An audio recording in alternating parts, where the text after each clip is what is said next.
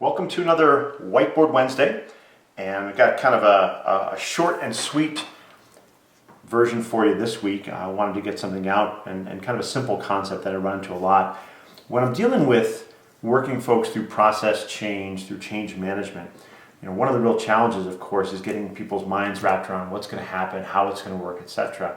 And I'll say one of my frustrations, and that's probably too strong of a word, but one of the things I find very often is that oftentimes people really drive down to small details, lowest common denominator. And I think personally that's a reason that a lot of change initiatives fail, because it's easy in the context of a company or organization driving through change. It's easy to get fixated on a lot of the minutia up front before some of the bigger decisions are really solidified, and that kind of drives things off the rails and causes a lot of problems. So I wanted to give you essentially my hierarchy, if you will, of how strategy translates into execution.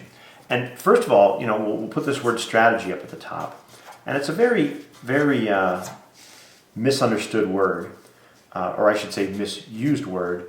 One of my favorite articles about strategy is written by Michael Porter, who back in, I think it was 1998 or 1996, published a great article in the Harvard Business Review. And I really recommend you, I better put that in red or the Harvard guys get mad at me. Really recommend you pick that up, because it's a good reading of what is strategy. And, contrary to popular belief, strategy is really not a goal. Strategy is a high-level direction that, and this was Michael Porter's litmus test, actually creates in and of itself barriers to competition. So strategy is not how you do things. It's not even what you're doing. It is the way you're doing things such that it will cause competitors to struggle to match your moves and meet your price, etc. Essentially, the definition of strategy was that allowed you to command a premium for your goods and services, or it allowed you to win against your competition even at a higher price. So not really the topic today, but definitely recommend that article, a good treatise on that subject. But fundamentally, strategy is something that organizations have to have. Oftentimes, it's going to occur far above the level of most of the frontline folks. Certainly, with my clients, I don't tend to get involved in a lot of strategy work. I like them to have a good strategy, but I typically come in at a layer that I would refer to as the initiatives layer.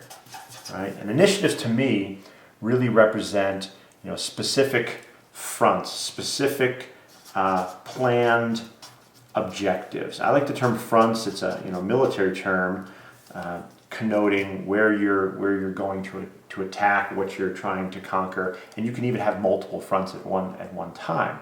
So specific initiatives might be things like entering a new market, right?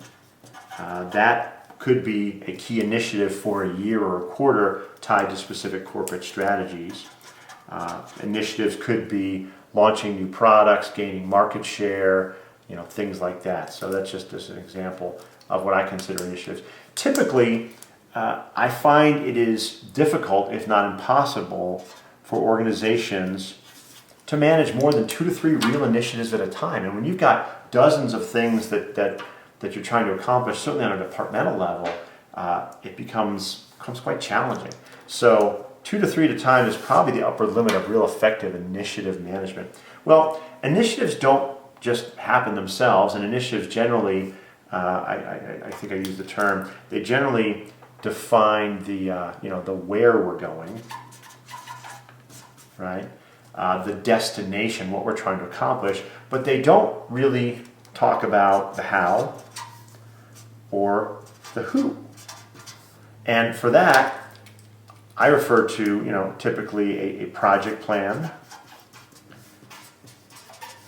also called a roadmap. So how specifically, are we going to do this? Step 1, step 2, step 3, now we have a decision tree, which way are we going to go here, etc., to the destination. So project plans really represent, in my term, the big steps, the big actions associated with that issue.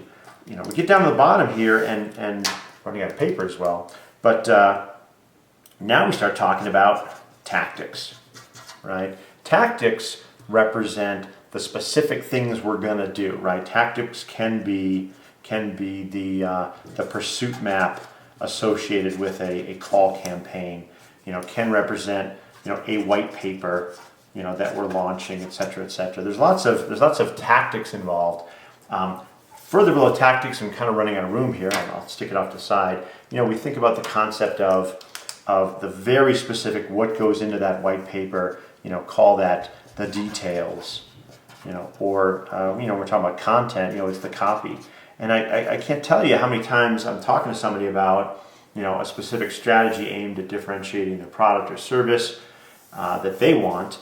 We start getting into initiatives vis-a-vis either a particular sales approach or sales and marketing integration initiative, or even a content marketing initiative, and immediately we get into, well, what's the white paper and what's the pursuit map?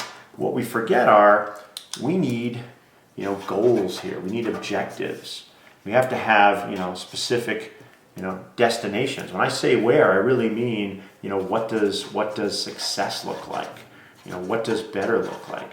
So many times corporate initiatives are structured or focused on something like well, we're not happy with what we have today, or we just want to do better, and that really doesn't solve it. So this is by no sense a comprehensive map of how to get here, but at least from a language standpoint, as you're starting to interact with your peers, your superiors, it's good to have a series of specific words here that you can start to think about context for driving change. Is what you're talking about really a strategy? Maybe not. I read that article. Is what you're talking about a specific initiative with timing and end dates and measurable objectives? Are you talking about a project plan, the big steps, or are you talking tactics, the little steps? Or are you even below that talking about the details? Hope this is helpful in your work, and as always, please feel free to leave comments and questions, and look forward to getting back with you.